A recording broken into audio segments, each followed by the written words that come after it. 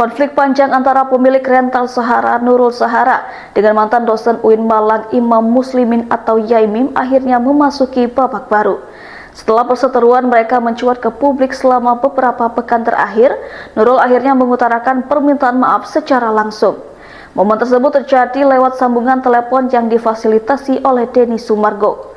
Percakapan itu terekam dalam potongan video Instagram story milik Denny yang menampilkan cuplikan podcast bersama keluarga Sahara di podcast yang hingga kini belum ditayangkan. Dalam video yang tampak masih dalam tahap editing di layar komputer Denny, awal percakapan diawali dengan dirinya berbicara langsung dengan Yaimim. Saat ditanya, Yaimim terdengar menjawab singkat boleh. Setelah itu Denny menyerahkan ponselnya kepada Nurul Sahara.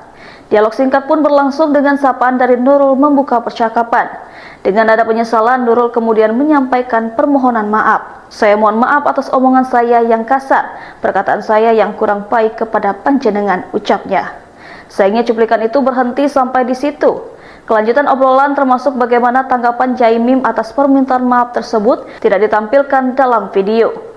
Di sisi lain, kepastian muncul bahwa episode podcast Sahara di kanal Denny Sumargo tidak jadi ditayangkan.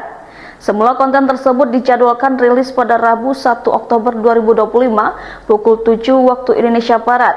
Namun gelombang protes warganet membuat Denny mengubah keputusan.